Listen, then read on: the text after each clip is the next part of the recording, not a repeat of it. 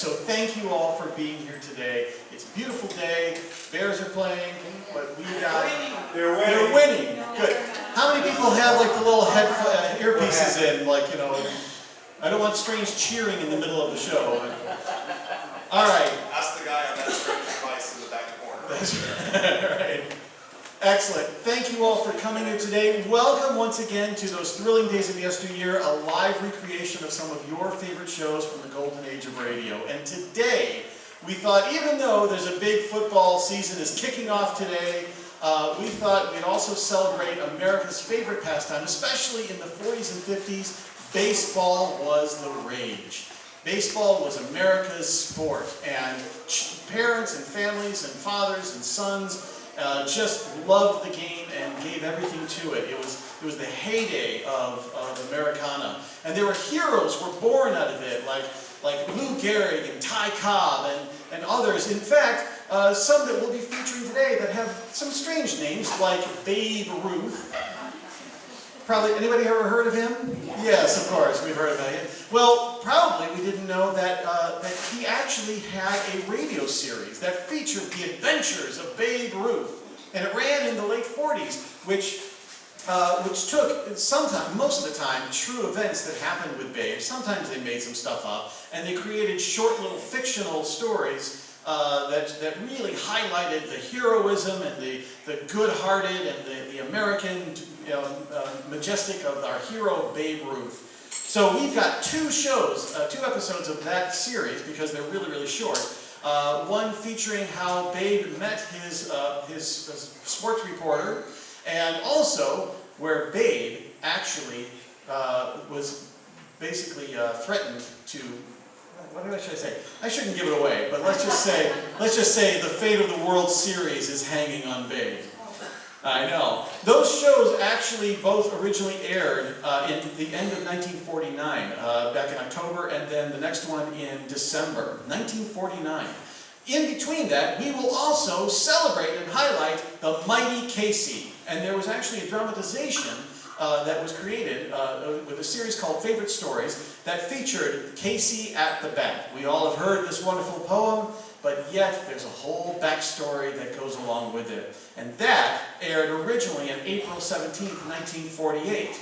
Amazingly enough, 1 year earlier to the date, April 14th, 1947, two guys came on the stage on the radio and introduced, well, actually they introduced the world to a couple of classic baseball players, but they did it one more time on this date.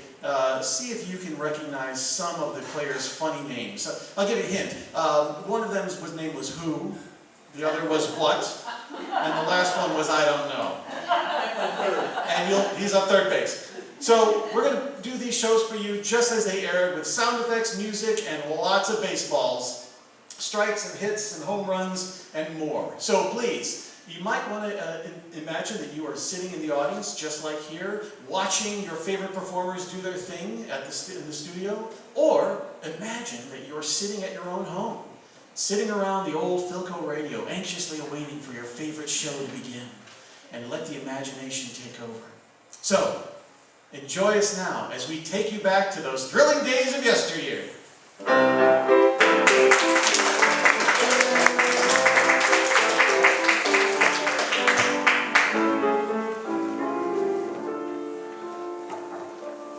Now, you've got to get ready for the opening game. Yes, I think we're going to play the Cleveland Indians. Cleveland Indians, huh? Uh-huh. Fella pitching? Certainly there's a fella pitching. Who do you think they use, a girl? I know they don't use a girl. I said fella pitching. What fella? Fella with the Cleveland Indians. Look, Abby, there's 9 guys on the Cleveland Indians team. Now, which fella are you talking about? Fella that's pitching. There's only one fella with Cleveland. You mean 9 Yankees are going to play against one fella? That's right. You mean there's no other fellas in the outfield? No. There's no other fellas in the infield? No, Cleveland only has one fella. Well, this fella must be pretty good if they don't need any other players but himself. Look, all the other players will be out there helping him. You just said there was only one fella on the team. That's right. But then where did all these other fellas come from? Oh, you idiot. When I say there's only one fella on the team, I mean there's only one fella that pitches. Look, Abby, when the manager of the team wants this pitcher, what does he call him? Fella? You mean he just hollers, "Hey, fella!" And this guy knows that they mean him? That's right. Woo, woo, woo. His name is Feller, Bob Feller. And when I say there's only one feller on the team that pitches, that's it. And the feller that pitches is Feller. There's the other fellas on the team, but there's only one feller. Boy, are you mixed up? You mean the fella that pitches is fella, and there's no other the other fellas on the team, but they're not fellas? Now you've grasped it. Yes, I grasped it, but it keeps slipping out of my hands! Ah, let's forget it. Let's get you into the sporting goods store and get you your baseball equipment. I want you to look right for the opening game. Okay.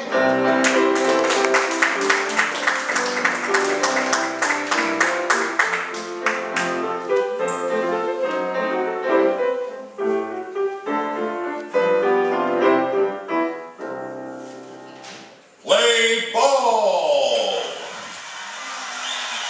Play ball with Babe Ruth! Play ball with the Navy!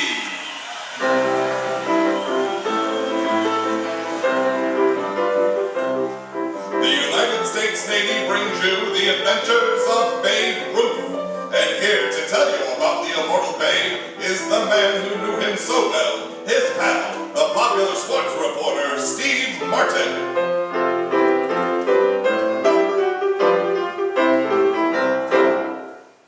There was a fella called Harry the Hat, another one named Babe Ruth, and a young sports writer named Steve Martin. And there was a bitter feud which changed all of their lives. But before I tell you about how the big fella and I became lifelong friends, when he saved my job and my future, maybe we ought to think about your future too. And I'm talking to you young fellas of 17 or more. I've been in the regular Navy or Reserve since I was 17, and I tell you, the Navy life is a good life. I know what I'm talking about. It's not only good, but productive, important. It was in the Navy that my love of sports really blossomed, when I discovered that I should write about them as well as play them. And the same thing has happened to thousands of other young men. They made lifelong friends and their futures in their hometown Navy, the U.S. Naval Reserve. Yes, the Naval Reserve offers the opportunity to study a trade and at the same time enjoy membership in an organization that's made up of friends working and playing together while enjoying the privilege of helping to keep America strong. Yes, sir, find out about your hometown Navy, the U.S. Naval Reserve. If you're over 17 and want to get in on a good thing, join the United States Naval Reserve, your hometown Navy. You can do it very easily by contacting your local Navy recruiting office. You make a lot of sense to me, Steve. Thanks, Jack. Incidentally, you young men will want a copy of Play Ball Around the World, the intensely interesting booklet on Navy sports, which you can get without obligation at your local Navy recruiting office. And now, back to Steve Martin and the adventures of Babe Ruth.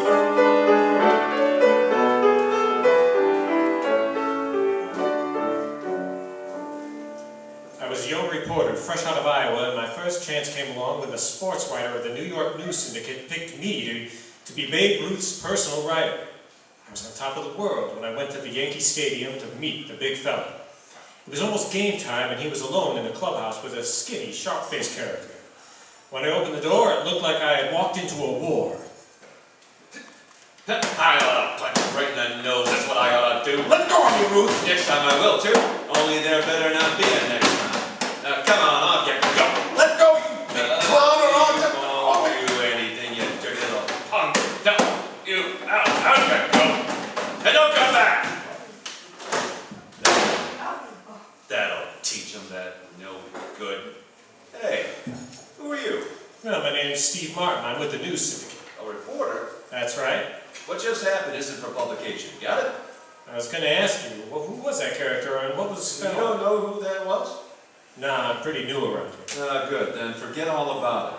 What was that? Forget it, I said. Look, Martin, I gotta get out of the field, but if it's an interview you want, I'll meet you after the game. Well, it's not exactly an interview. Oh? You see, I'm your new personal writer, babe. Huh? No, you're not. I got a writer. Well, what do you mean? The syndicate just assigned me to do the job. Oh, yeah, they told me. Look, I'm sorry, kid. I had to tell them to call you off. Why? Well, there's a guy I worked with before. A friend of mine, see? I told the syndicate I'd kinda like to have him tell my stuff. Well, that's a dirty trick. The syndicate picked me. Now, don't get sore, kid. You're young yet. You've got lots of chances. Don't give me that kid stuff. I'm as old as you are. Okay. Like I said, I'm sorry. I'll try to square it with you sometime. I've got to get out to the field now. So long, kid. So, the big fella double-crossed you too, huh? Who are you? Just call me Cully. I heard what happened in there. You know my babe done you out of that writing job, huh? Sure, he wants it for a pal of his. Uh-huh. You know who his pal is? No, I don't care. Well, you oughta, being a reporter. It's Harry Bogan. Who? Don't you know who Harry Bogan is? Harry the Hat, they call him. No, I don't know. I haven't been in New York long. No? Well, let me tell you about Harry. He used to be a big sports writer. He had a column. In the Hat, he called it. But the trouble with Harry is he couldn't let the bottle alone. Got so bad he not only lost his column, he couldn't hold a job. What? You mean Babe Ruth turned me down for some washed-up booze house? Sure he did. What does Babe care about a nice young fellow like you? He wants a guy like Harry around to go carousing around with at night. Now, wait a minute. The sports writer told me that Babe likes to have fun, but he lives clean and keeps himself in condition. That's a lot of baloney. Why do you suppose he's in a slump? He ain't hitting the sides of his cap. Any player can get into a slump once in a while. It's on account he's up all night with Harry the Hat, having himself a big time.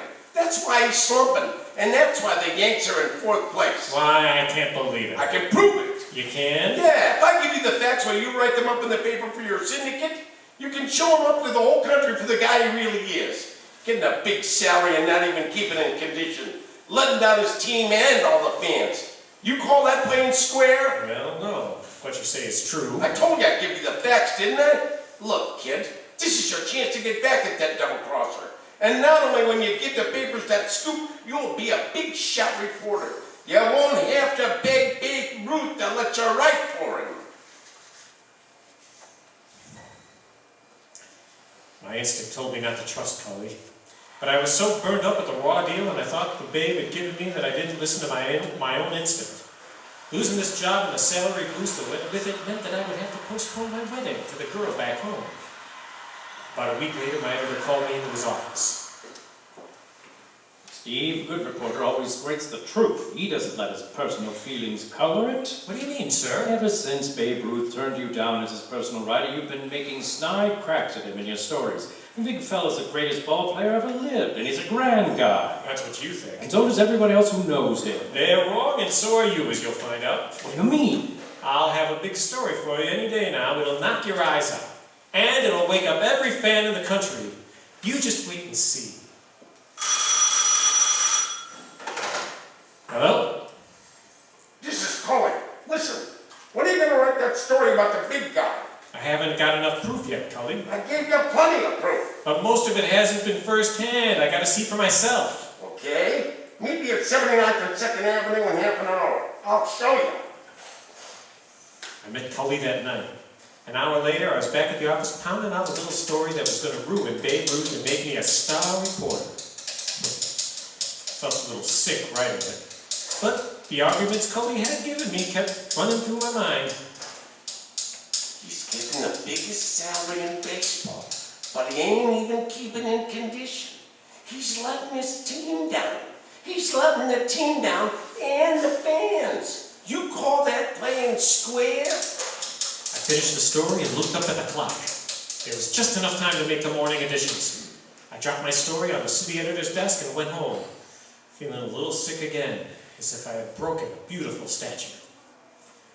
When I opened my door, the phone was ringing. Hello? Steve, this is the city desk. We just got a flash Babe Ruth went to Westside Hospital. What? Hop right up there and find out all about it. I made the hospital a nothing flat. I was the first reporter there. A nurse directed me to an anteroom where I found a tall, gray-haired man. Yes, Oh, excuse me, Father. it's brother my son, brother Matthias. Brother Matthias? Yes. Oh, you're the man who taught the Babe how to play ball at St. Mary's Industrial Home. Oh, I gave him a few pointers, that's all. He was a natural ball player. Ah, poor Babe. What happened to him, sir? Well, nothing happened to him. What? Well then, what did he do? A friend who was very dear to him died. Harry Bogan. Bogan? Yeah. Oh, you mean Harry the Hat? They called him that. He was a wonderful man. Oh, yeah? He was a... Well, I'm sorry. I understand, but judge not, my son. Perhaps had you been in his place, you would have done as he did. What do you mean, sir? Harry had cancer. Cancer? Yes, incurable cancer. But he never complained. No one even knew he had it. Except he, his doctor, Babe, and I. That was why he sometimes drank, though. And why he could no longer hold a job. Oh, the poor guy. I didn't know that he had... He had been raised at St. Mary's, too. And he helped Babe a great deal. And when Babe broke into baseball, well, Babe never forgot it. And when he got a chance, he made Harry his personal writer. Of course, Harry did very little writing. Who did?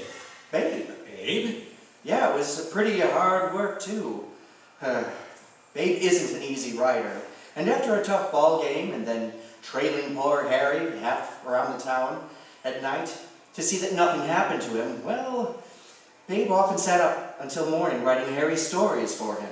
So that's it. And I thought that... I told you, it was no wonder his batting average slumped. Great Scott, what a fool I've been. You, my son? Yes, me. I ought to have my head examined. I ought to put... Wait, what time is it? Well, 5:40. Oh, it's too late. The story's gone to press. The papers will be on the street in a few minutes. What story? The story that'll finish the big fella and me, too. I don't understand. I don't know what I can do now, but I gotta get back to the office. Goodbye, Brother Matthias. That jerk! You mean you didn't print my story about the babe? No, Steve. Fortunately, we had a call from the district attorney in time. District attorney? Watching a gambler and racketeer named Cully Wilson. And the DA told me you were seen with Wilson last night. Well, yes. You see, And the DA wanted to know all about you. Well, seems that Cully Wilson tried to bribe Babe Ruth to throw a series. Well, the big fella threw him out on his ear, of course, and then reported the incident to the police. Well, I put two and two together and figured that Cully wanted to get back at Babe, and fed you this bonus malonus about Babe being a bum, and you, being young and green, had fallen for it. So I held up the story until I could check with you. Now, was I right? Oh, yes, sir. I don't know what to say, except, well, I'm a sorehead and a chump, and shucks, I wish I was dead. I'll clean out my desk and go back to Iowa, sir. Hey, not so fast, Steve Martin. I want to talk to you. Babe! I had to tell Ruth about it, Steve. Yeah, sure, I understand. Well, babe, go ahead. Sock me. I got it coming. Oh, no. I'm no dummy. If I sock you, you won't be able to work for a week. I can't stay up any more nights writing newspaper stories. I gotta sleep so I can start hitting again. What do you mean? What do you suppose I mean? You're my writer, aren't you? Me? Sure. Now, wait, Babe, you can't be Why serious. not? Didn't you tell me that Steve here has the makings of a great sports writer? Well, yes, but that was... So he made a mistake. I've made lots of them. Haven't you made any? Yes, of course. So, okay. Forget it. Everybody be happy. So when are you ready to come to work, Steve? Well, anytime, I guess, babe. Swell. Right now. But, I don't know how to say it, babe. Oh, forget it. I had a hunch. The first time I saw you, we were going to be pals. Come on now. Let's you and I go get something to eat. And I'll go to sleep, and you'll go to work. And that's the way it's going to be from here on in, okay? Okay, babe. Thanks.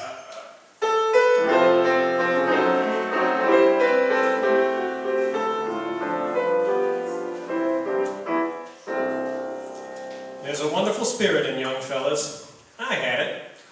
All you young fellas have it. You want to get ahead. You want to be somebody. To have knowledge and skill that'll bring you success and security and a feeling of accomplishment. Well, I'll tell you right now, you can get all that and more in your hometown Navy, the United States Naval Reserve. You'll make new friends, you'll be trained and trained well in any one of the Navy skills. You have a chance for advancement, and by golly, if you stay with it for a while, you'll be eligible for retirement pay. Besides, from my own experience, I know these things to be true. And besides, you have a good feeling inside that you're doing something that's really worthwhile. That's absolutely right, Steve. And remember, fellows, don't forget to get your copy of Play Ball Around the World. It's an exciting, colorful, interesting book that tells the whole story of Navy sports. And you can get it free simply by asking for it at your local Navy recruiting office. Well, Steve Martin, what have you got coming up next week? I got a honey about a goat, Jack. A goat? Yeah, a goat named Sweet William who won a flag for the Yankees. See you all next week.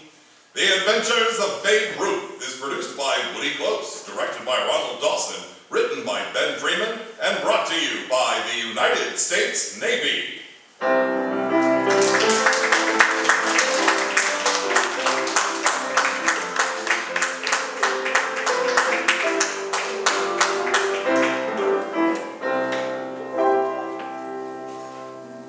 This is Ronald Coleman, inviting you to radio's most dramatic half hour's favorite stories.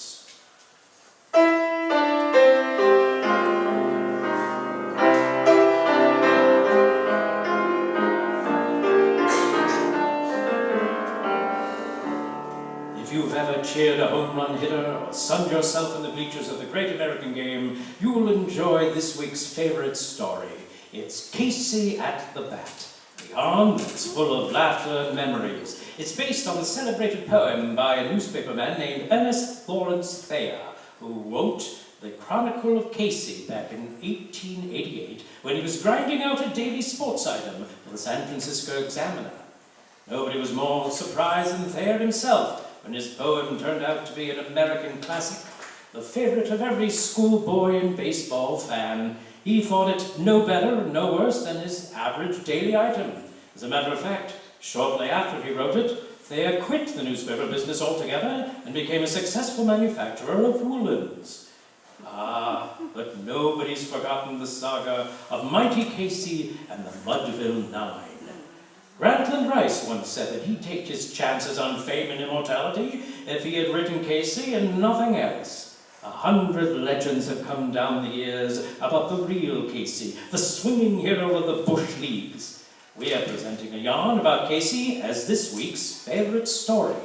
It was chosen by a baseball great, one of the few players in baseball's Hall of Fame, Tris Speaker. He is the goodwill ambassador for the Cleveland Indians and caught the pennant for them as their manager back in 1920. Like Casey himself, Tris Speaker is a baseball immortal. We have an unusual cast. The stage and screen star Lionel Stander will play Casey, and baseball announcer Hal Berger will play the manager of the Mudville Nine. So here it is, Tris Speaker's favorite story, Casey at the Bat. Play ball!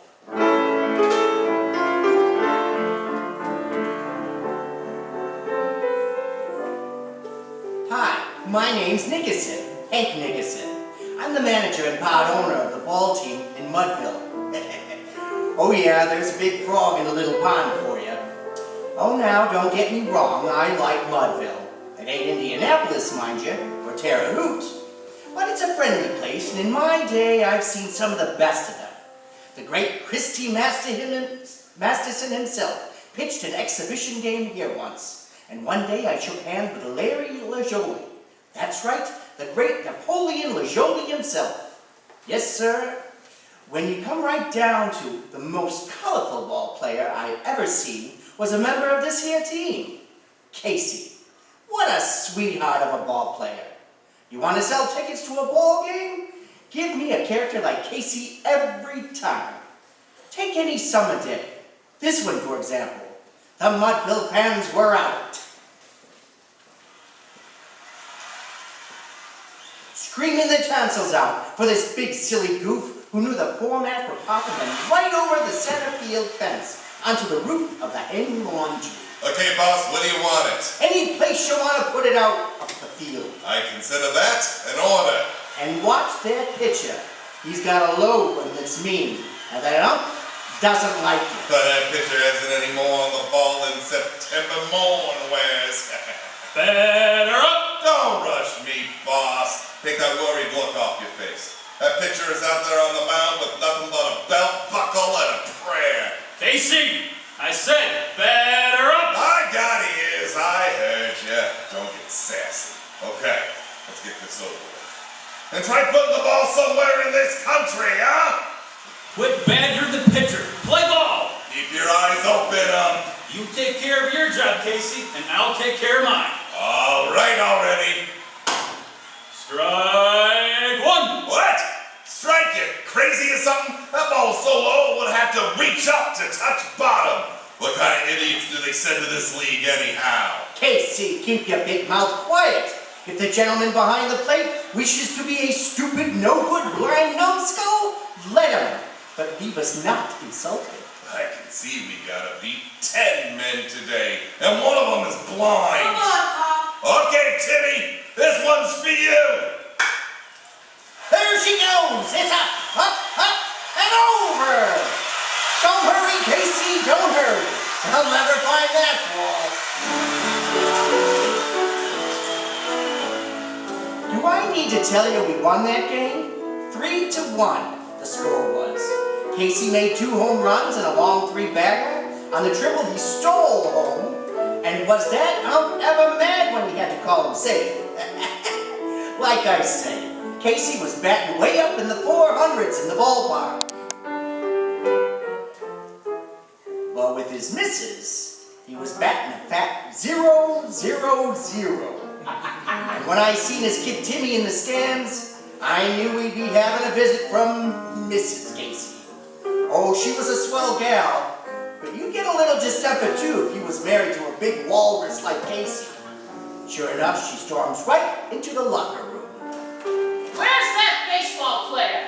Mrs. Casey, please! There are gentlemen in various stages of undress. Ladies are not permitted in the locker room. Where's Timmy? Your boy, Timmy? Why, Mrs. Casey, what makes you think she'd be here? Miss Abernathy at the public school said that Timmy didn't return to class after lunch.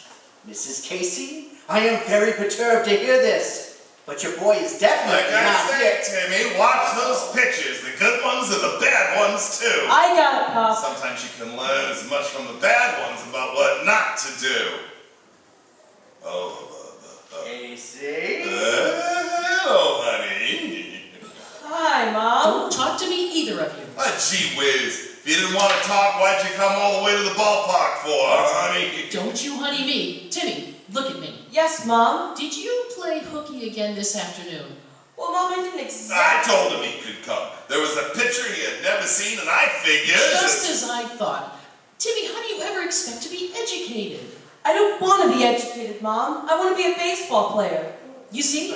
Are you listening, Casey? I hear good. I heard him. Oh, Timmy, what am I going to do with you? But, Mom, what good's long division? I want to learn how to pitch an outside curve. Miss Abernathy don't know a thing about curves. Oh, Casey, you big dumb ox. I don't think I mind Casey running off, or Timmy running off from school, but I can't see you're encouraging him.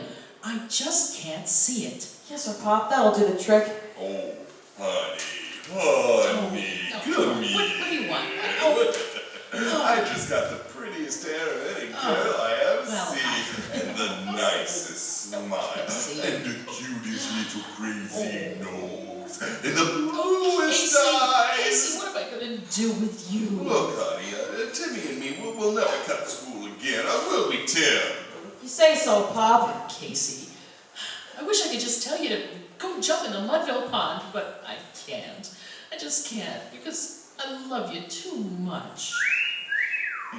Excuse me, gentlemen, I gotta go put on some pants. Your little long woolen underwear, you're the strangest Romeo I ever seen. Hank, you're a cod. Ain't he a cod, honey? Make like a hoop and roll away, boy. That's it. A good laugh never hurt nobody. Me? I wasn't laughing, because I saw the look in that doll's eyes. She wanted to get Casey out of Mudville. She wanted to get Timmy closer to culture. And in this town, they've taken the word out of the dictionary. Her folks were in Philadelphia, and I tell ya, every time I seen her looking southeast, I got visions of losing my clean-up man. Mind you now, I liked her.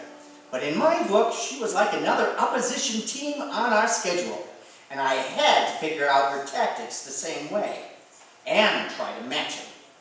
The way I heard it, things began to come to a boil one Saturday afternoon when we didn't have no game. Casey gets awful bored when he just sits around. Well, it happened like this. I'm going to the meeting at the church. Fine, Peg, fine. Now, Timmy, keep practicing your piano for an hour. Okay, Mom. Casey, you see that he does. Understand? Oh, sure, honey. Timmy, you stick to that piano. I will, Pop. Well, I'll be back in a couple of hours. Behave yourselves.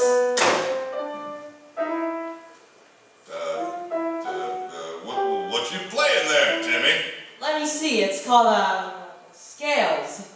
Scales, huh? It ain't much, is it? No. You want to hear a piece? Sure.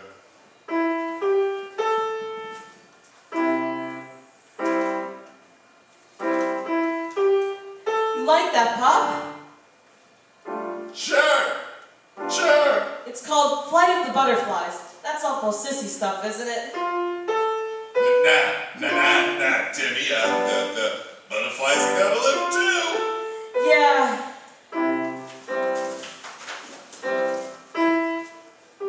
Timmy, I can't stand it!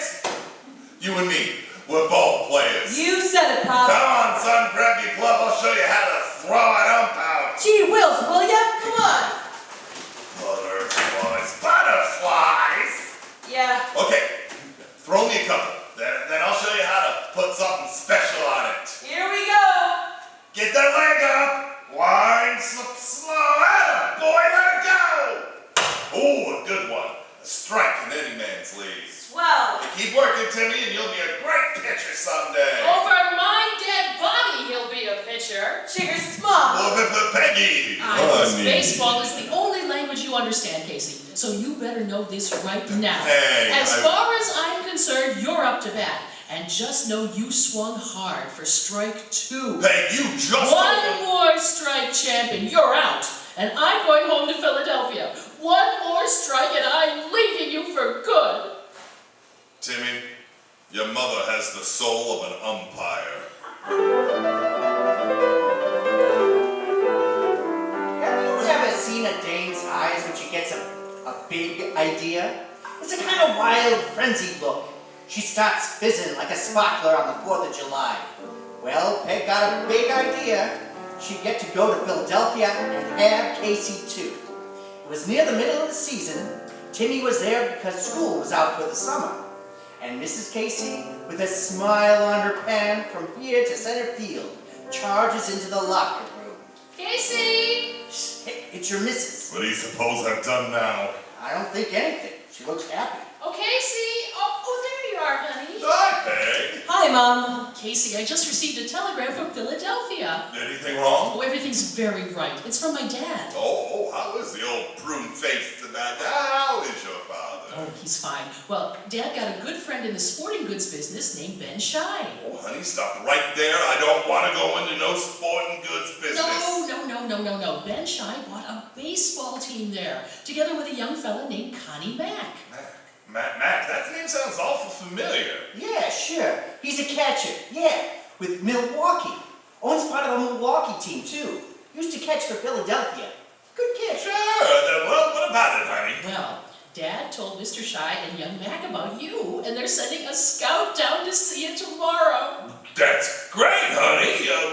What's your old man doing all this? Well, because you'd be stuck in Mudville all your life if somebody didn't pull you up by the bootstraps. Peg, don't count on this. The scouts sometimes look at you cross-eyed, and sometimes they don't like the color of your hair or something. Just don't count on it. Well, I'm keeping my fingers crossed, Casey. You get in there tomorrow and play your heart out, and the first thing you know, we'll be living in Philadelphia.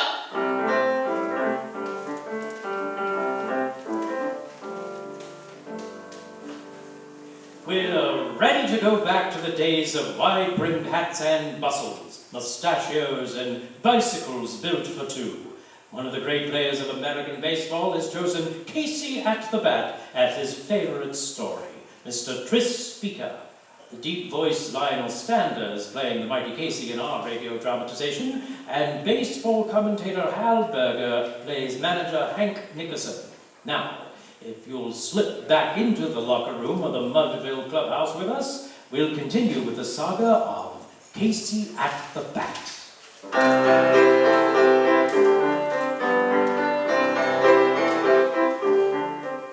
Well, that day in the locker room, I looks at Casey, and he looks at me.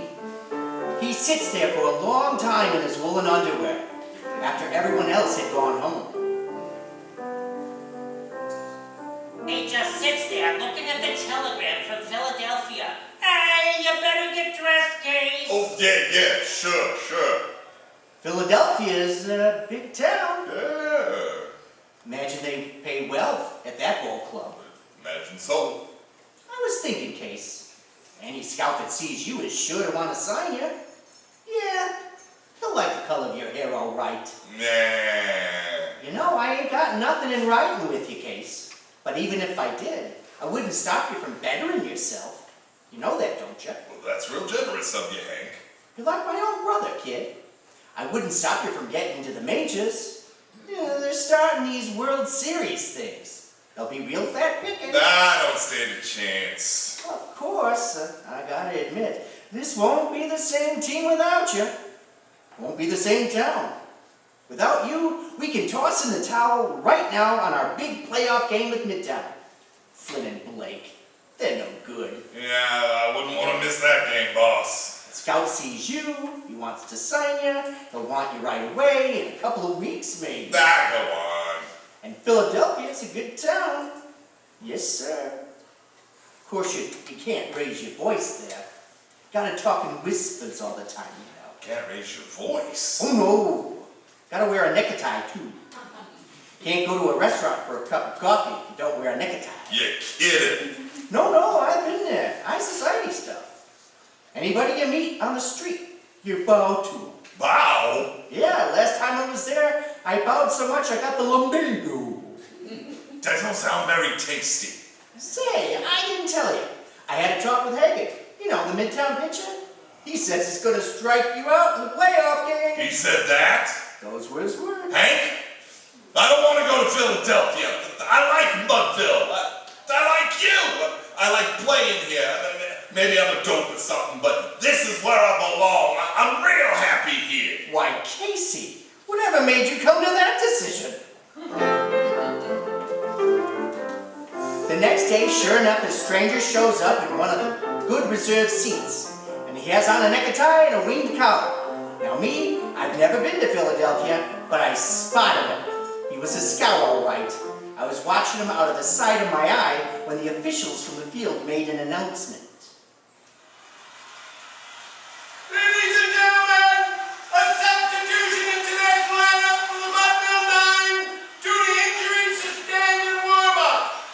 McClennan for Casey.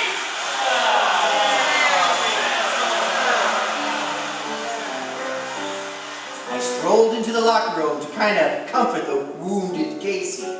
When in comes a tornado, it was Mrs. Casey doing a slow burn. You could almost see the smoke pouring out. Casey, why aren't you in today's lineup? Well, I got a sore knee, honey. Look at this You bandage. got a sore knee like I got $1 million. Honey, just a minute. You don't want me to have anything I want. You want to stay in Mudville all your life. Now, what's that got to do with my sore knee? I know your tricks. You just don't want that scout to see you, so you're playing possum. Well, you just swung hard for strike 3. You're out. O-U-T, out.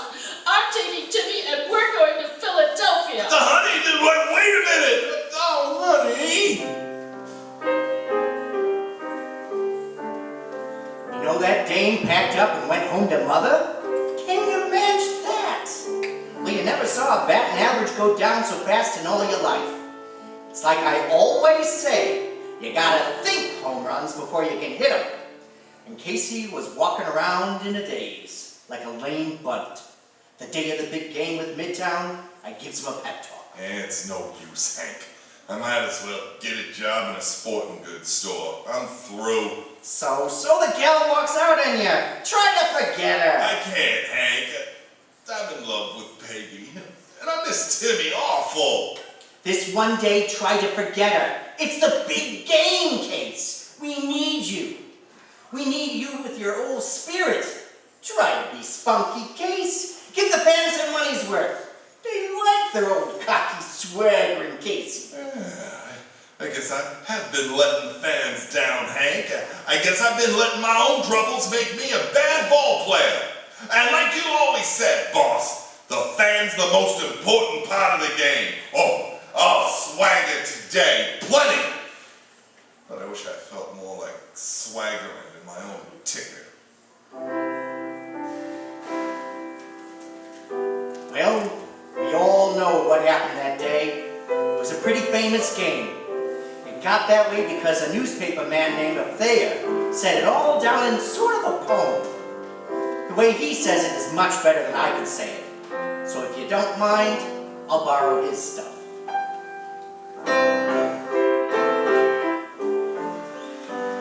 It looked extremely rocky for the Mudville Nine that day. The score stood 4-6, with but an inning more to play. And so when Cooney died at first, and Barrows did the same, a powder wreath, the features of the patrons of the game. A straggling few got up to go, leaving there the rest, with the hope which springs eternal within the human breast. For they thought, if only Casey could get a whack at that, they'd put up even money with Casey at the bat. But Flynn preceded Casey, and likewise so did Blake, and the former was a puddin', and the latter was a fake. So on that stricken multitude, a death-like silence sat, where there seemed but little chance of Casey's getting to the bat. But Flynn let drive single to the wonderment of all, and the much-despised Blake tore the cover off the ball. And when the dust had lifted, and we saw what had occurred, there was Blake safe on second, and Flynn a hugging third. Casey, Casey, we want Casey. Then for the glad multitude went up a joyous yell. It bounded from the mountaintop and rattled in the dell.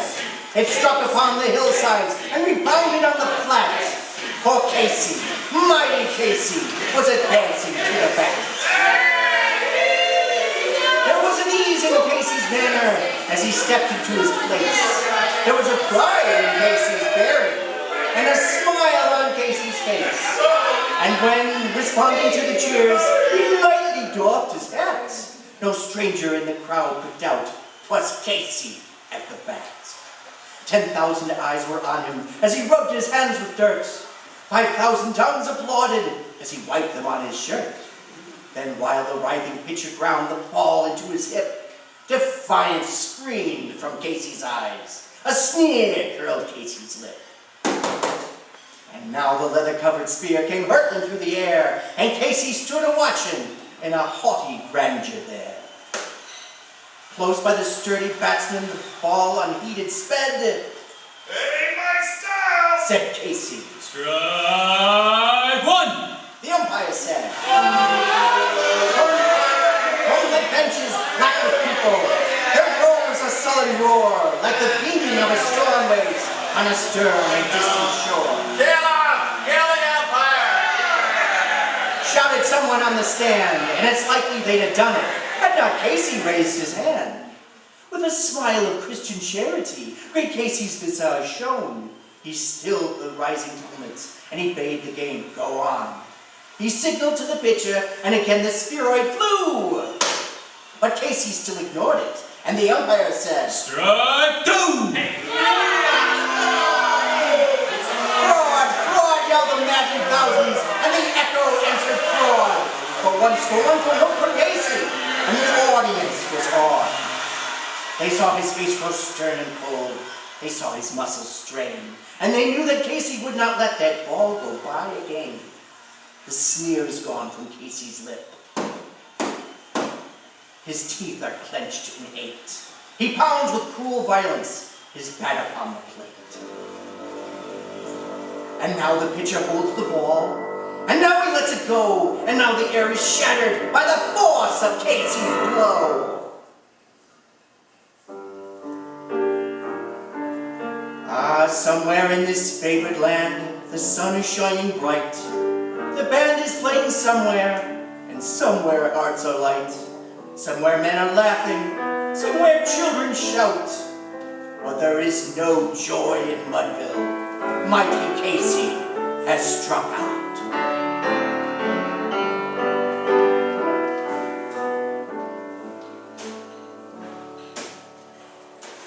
Dang, I'm awfully sorry.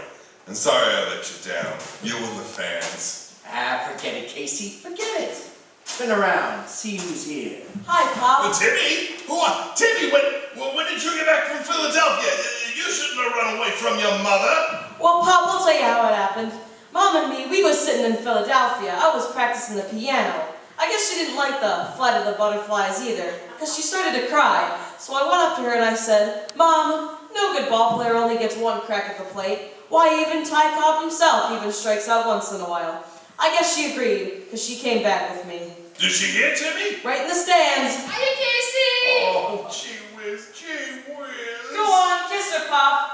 Pop, hey, Casey, hey, champ, batter her up.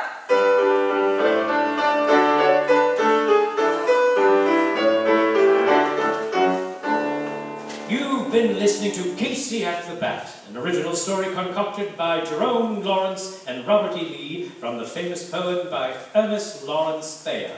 One of baseball's immortal Mr. Trist Speaker named Casey as one of his favorite stories. Our stars were Lionel Stander and Hal Berger, and we want to tip a baseball cap to Anne Stone, who played Mrs. Casey, and Tommy Bernard, who played Timmy. So we file out of the baseball park with regret. It's been great fun for all of us here to have a good grandstand seat to watch Casey at the Bat.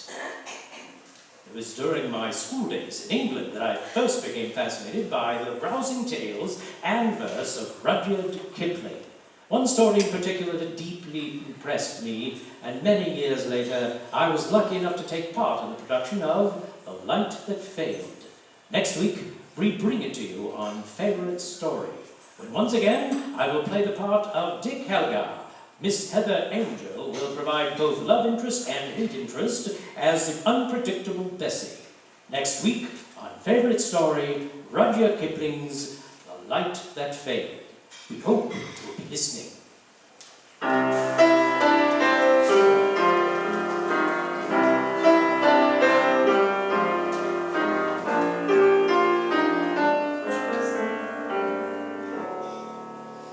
And now, boys and girls, it's time for the Story Lady.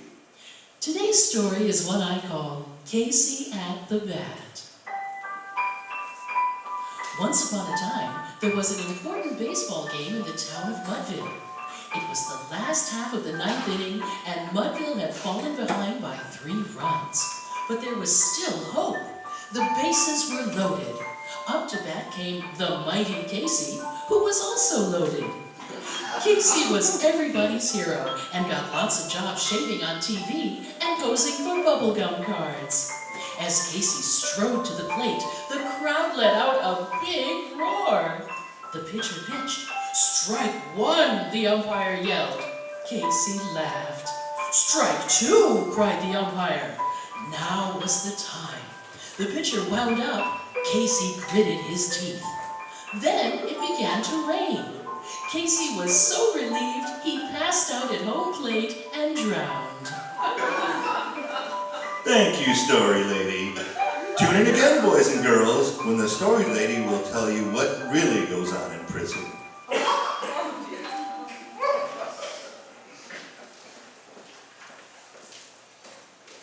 Play ball!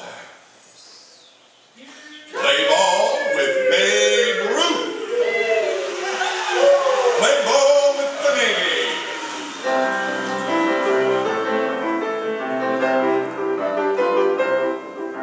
The United States Navy now brings you the adventures of Babe Ruth. And here to tell you about the immortal Babe is a man who knew him so well, his pal, the popular sports reporter, Steve Martin.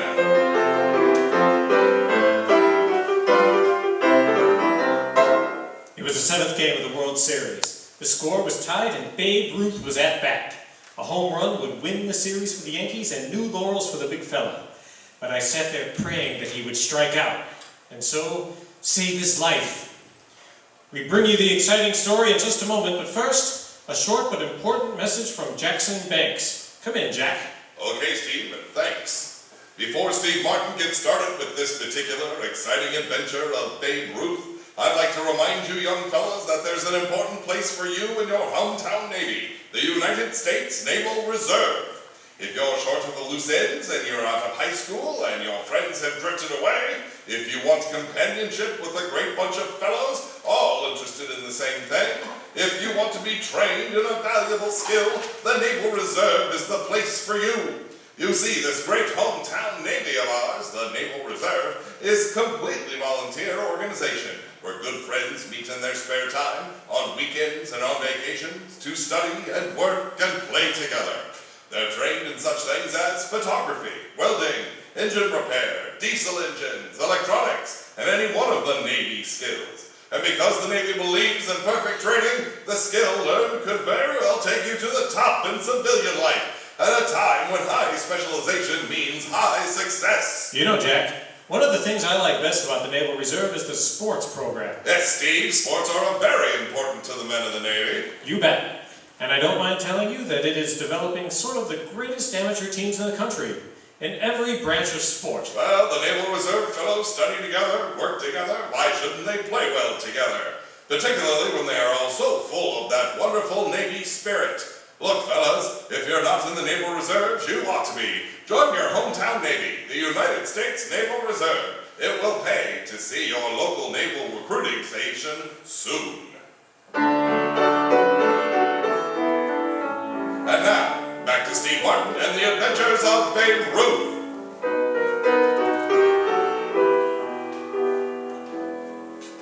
It was the last game of the season and all of the Yankees were on the field except one. The greatest Yankee of them all was mysteriously missing. And in the clubhouse, little manager Huggins was having a fit. Me? I was worried. Fine thing. How do you like that, Steve? The game starts in a minute and the babe isn't here. Gee, I hope nothing has happened to him, Hug. Oh, what could happen to him? He's out having a good time. Oh, no, Hug. The big fellow wouldn't miss a game on purpose, especially with the World Series starting tomorrow. That's just it. The series starts tomorrow, so he figures today's game isn't important. Even though the stands are jammed with fans who want to see him belt one, the guy's getting too big for his britches. Oh, you're wrong, Hug. Babe wouldn't deliberately miss a game. He'd rather play ball than eat. Well, then where is he? I wish I knew. I'm worried. Oh, the big guy's the guy that ought to be worried. I'll blister his ears plenty when he shows up, and then some. You can tell him that. Well, I gotta get down that Bay Area. I waited a while and then went up to the press box. All through the game, I kept my eye on the Yankee dugout, but the big fella didn't appear. When the game was over, and I followed the Yankees back to the clubhouse, Babe still hadn't shown up. I was getting worried for real. And Manager Huggins' face was as black as a thundercloud when the big fella walked in. The Babe's clothes were torn, his face was cut and bruised, and his knuckles were skinned. Huggins looked him up and down, and the players got quiet. So, you finally decided to drop in and pay us a visit, huh, Babe? I'm sorry I missed the game, Hug, but... But what? Well, I couldn't make it. Oh, you were having too much fun, brawling with your bum friends, huh? My friends aren't bums. Anyhow, I wasn't with my friends. Well, who were you fighting with? Never mind. Never mind! Look, I wish I could tell you, Hug, but I can't. Oh, you can't, huh? Well, I can tell you something, Mr. Big Shot. First off, I'm fining you $500. No, wait a minute. And if the World Series wasn't starting tomorrow, I'd fire you off the team. Now you get this. No one man, not even Babe Ruth, can walk out on a game and then refuse to explain why. When this series is over, I'm trading you off the club. You're through. All finished as a Yankee. Babe, what's this all about? Where were you this afternoon? Skip it, Steve. Skip it? Are you out of your mind? Hug's fit to be tied. Unless you square yourself in a hurry, he'll do as he said. Trade you down the river after the World Series. I may not be around after the series. What? What do you mean? I gotta tell somebody about this. Look, Steve, you're not to print it. Or tell Hug. Promise me that. Well, okay, babe, shoot. Well, when I came out of the hotel today to go to the ballpark, a fella stopped me. It's just an ordinary-looking fella, but with 2 fingers missing on his right hand. Like old 3 Fingers Browns with the Cubs. Seemed awful upset about something. Excuse me, Babe? I mean, Mr. Ruth. Oh, Babe's okay, buddy. What can I do for you? It's my kid, my little boy. He's awful sick. Infantile paralysis. Ah, that's too bad. The doctor thought, well, my boy's a great friend of yours. See, he's got a scrapbook full of all your pictures, and the doctor thought if you could come over for a minute and see my boy, it might help him get well. Oh, why, sure. I'll come over after the game. Oh, can't you come now? It's just a few minutes from here, and I've got my car. I can get you back to the stadium in plenty of time for the game. Okay, let's go. So we walked over to his car. It was a sedan, and he opened the door. I started to get in, and I noticed 3 other guys in the back seat. I didn't like their looks, Steve. But before I could do anything, the fellow behind me gave me a hard push and sent me sprawling into the car. And then one of the guys hit me behind the ear with a blackjack. Holy smokes, then what, babe? Well, when I woke up, Steve, I was in a room without much furniture in it. The guy with the fingers missing, who seemed to be the boss of the crowd, was there, and 3 other lads. It was gravelly voiced little guy who kept a gun on me, and 2 gorillas who had been in the car. The boss one gave me a glass of water, and then he made this proposition. Okay, babe, the Yanks are 9-5 favorites to win the World Series, but they can't win if you don't try. If you don't hit any home runs, so I don't want you to try. You mean you want me to throw the series? Why, you dirty little... Stay where you are, big boy. I got a very itchy trigger finger. You can't scare me. Look, only a jerk don't know to be scared sometimes, babe. You're no jerk, so listen. The Yanks are going to lose the series. Yeah, that's what you think. I know. When they lose, you get $50,000. But if you cross us up, you get the business. And how? Well, babe, what do you say? This is what I say, you dirty... I knocked the gun away from the squeaky voices guy, and then dropped the boss man with a right, and the 2 big fellas jumped me, and then the little one hit me with the butt again. But pretty soon I got the gun or blackjack or on the noggin, and I went to sleep again. When I woke up that time, Steve, they were dumping me out of their car up near Yonkers. I managed to pick up a ride, and you know the rest, Steve. Holy cow, babe. Why didn't you tell Hug? Oh, those mugs said if I did, they'd put a bullet in the Hug, too. And I know they meant business. Oh, well, don't just sit there, babe. Come on, we'll go to the police. Oh, no, Steve. I don't know if who those guys are or where they are. And even if I did, they deny everything. It'll just cause a huge publicity stink. And if we lose the series, it might kill baseball. Then what are you going to do? Well, what do you suppose? I'll do my darndest to win the series, of course. But those mugs said they'd kill you if you did. They were just bluffing. Don't give me that, babe. You said just before that you were sure they meant business. Now, babe, there's only one thing to do. You can't play in this series. Are you kidding? No, your life is at stake. Save it, Steve. No lousy racketeer is going to scare me off. Or dirty up the greatest game in the world, either. Now get out of here, please, Steve, and let me go to bed. I've got a World Series coming up tomorrow. I'm convinced most of the gray hairs I've got today started sprouting in that World Series. Every time the big fella made a hit, I caught my breath and listened for the sound of a pistol over the noise of the crowd. The games went to 3-3, and then the 7th and deciding game came up to in the stadium. Oh, babe. Yeah? What is it, Steve?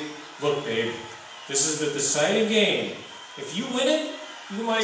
Steve, let's not go into that again. Go on back up to the press box. I'm going out for our team. Both pitchers were hot, and they went into the 9th inning tied, 1-1. Pennick set the enemy down in the 9th, and it was the Yanks' turn with the top of the batting order coming up. Combs flied out, and it was Koenig's turn. Come on, Koenig, get a hit.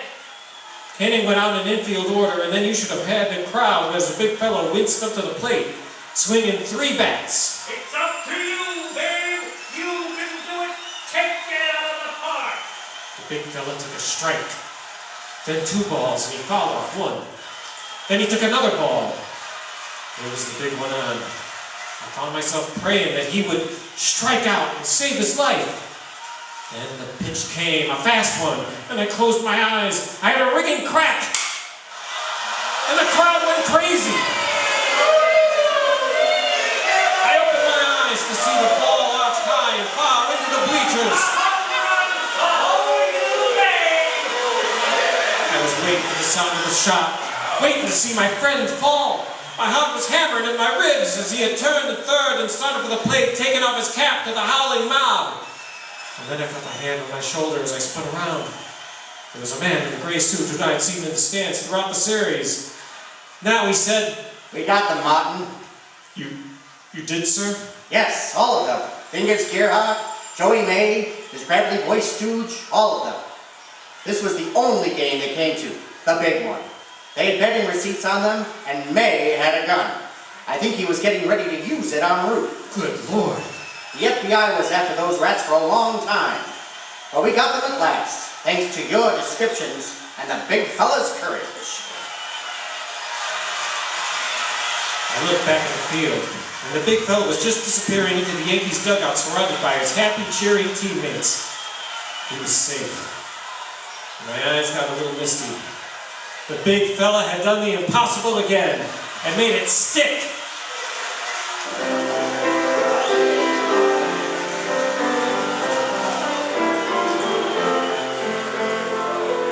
And there you have this adventure of Babe Ruth. Interesting and exciting, wasn't it? But so is life in the Naval Reserve. Interesting and exciting. You can say that again, Jack. There's a young fellow in our block who, a couple of years ago, was spending his nights hanging around at the corner drugstore, or the pool room, just loafing, doing nothing for himself or anybody else. Then he happened to get interested in photography. And knowing the best photographic training in our town was being given by the Naval Reserve, he joined. And Jack, you should see that boy today. I wish I could. All of a sudden, he's alive. He thinks. He doesn't waste his time. And like the Naval Reserve itself, he's a real solid asset to the whole community. And it all happened because this chap discovered an interest. And the Naval Reserve offered him the chance to make something of himself. You know, I wouldn't be surprised if he ends up being one of the greatest photographers in the whole country. It's good to see him moving up, Jack. Yes, and that can happen to you too. Training, education, good companions, and fun and relaxation. All those things are offered. Take advantage of them. Stop in at your local naval recruiting office. You'll find that the officer in charge is a friendly man who will quickly tell you how you can profitably spend your spare time in your hometown peacetime Navy, the United States Naval Reserve.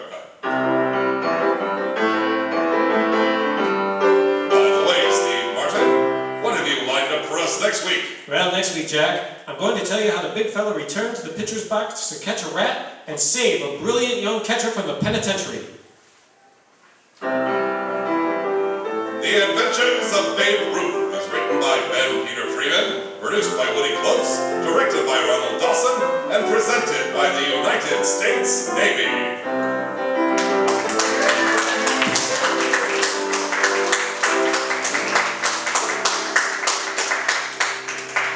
Well, Costello, I'm going to New York with you. You know Bucky Harris, the Yankees manager, gave me a job as coach for as long as you're on the team. Look, Abbott, if you're the coach, you must know all the players. I certainly do. Well, you know, I've never met the guys, so you'll have to tell me their names, and then I'll know who's playing on the team. Oh, I'll tell you the names, but you know, strange as it may seem, they give these ball players nowadays very peculiar names. You mean funny names? Strange names, pet names like Dizzy Dean. His brother Daffy? Daffy Dean. And a French cousin? French? Gouffet. Gouffet Dean. Well, let's see. We have on the bags. We have who's on first, what's on second, and I don't know who's on third. That's what I want to find out. I say who's on first, what's on second, I don't know who's on third. Are you the manager? Yes. You're going to be the coach too? Yes. You don't know the fellas' names? Well, I should. Well, then who's on first? Yes. I mean the fellow's name. Who? The guy on first. Who? The first baseman. The guy playing. The guy playing. Who's on I'm first? asking you who's on first. That's the man's name. That's whose name? Yes. Well, then go ahead and tell me. That's it. That's who? Yes. Look, you got a first baseman? Certainly. And then who's playing first? That's right. When you pay off the first baseman every month, who gets the money? Every dollar of it. Look, all I'm trying to find out is what's the fellow's name on first base? Who? The guy that gets... That's it. Yeah, who gets the money? He does every dollar. Sometimes his wife comes down and collects it. Whose wife? Yes. Who? What's wrong with that? Look, all I want to know is when you sign up the first baseman, how does he sign his name to the Who? contract? The guy. Who? How does he sign? That's how he signs it. Who? Yes. Oh, look, all I'm trying to find out is what's the guy's name on first base? No, what's on second Now, I'm base? not asking you who's on second. Who's on first? One base at a time. Well, don't change the players I'm around. not changing nobody. Take it easy, I'm Mommy. only asking you, who's the guy on first base? That's right. Okay. All right. So, what's the guy's name on first base? No, what is on second? I'm not asking you who's on second. Who's on first? I don't know. He's on third. We're not even talking about him. How did I get on third base? Why, you mentioned his name. If I mentioned the third baseman's name, who did I say is playing third? No, who's playing first? What's on first? What's on second? I don't know. He's on third. There I go, back on third again. Would you just stay on third base and don't go off it? All right, what do you want to know? All right, now who's playing third base? Why do you insist on putting who on third base? What am I putting on third? No, what is on second? You don't want who on second? Who's on first? I don't know. Third base. Look, you got an outfield? Sure. Your left fielder's name. Why? I just thought I'd ask. Well, I just thought I'd tell you. Well, then tell me, who's playing left field? Who's playing first I would base? stay out of the infield. I want to know what's the guy's name in left field. No, what is on second? I'm not asking you who's on second. Who's on I first? don't know. Third base. The left fielder's name? Why? Because. Oh, he's center field.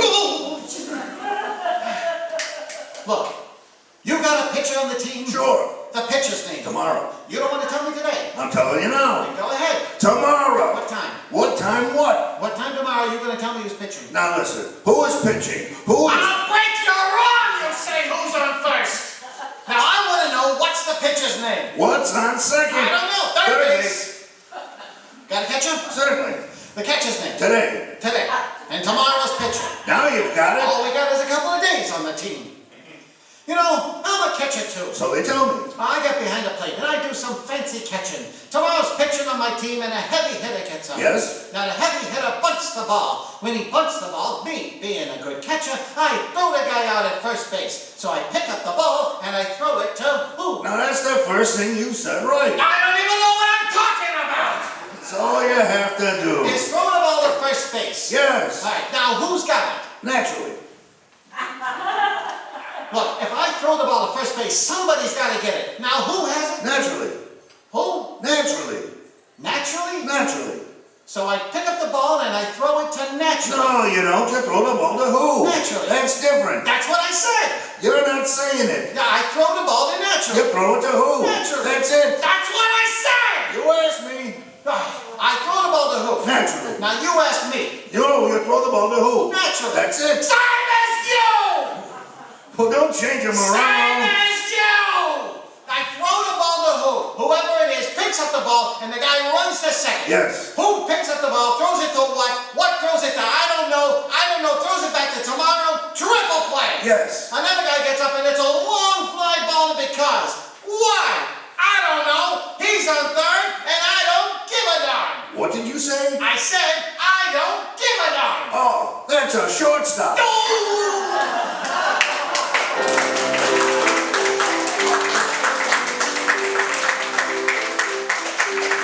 Thank you so much, thank you. It's not easy doing an iconic performance there. Thank you so much. I hope that you had a wonderful time circling the bases and enjoying a lovely game of America's pastime with us on those thrilling days of yesteryear.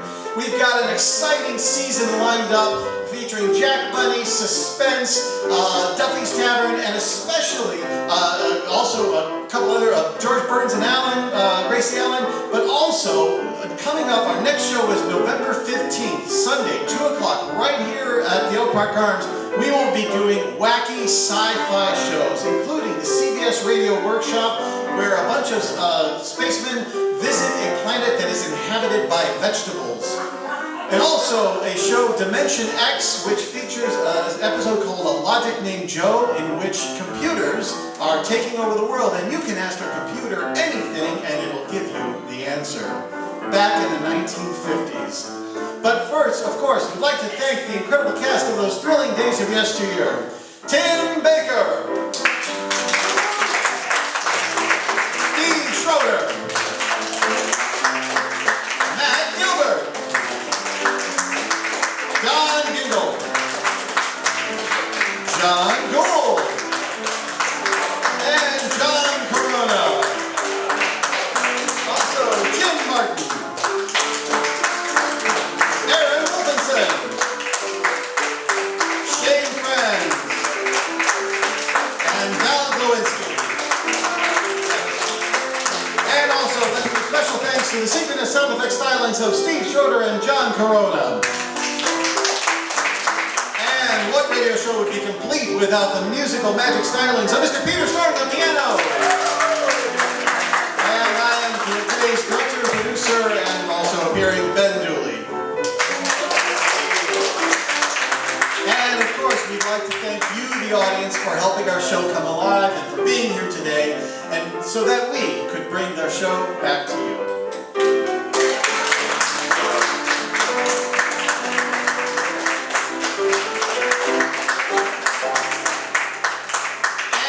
As usual, we have lovely snacks and drinks out in the lounge, so please enjoy out there today and have a lovely day. And please, we look forward to seeing you back here in November for our next wacky sci-fi show. Take care.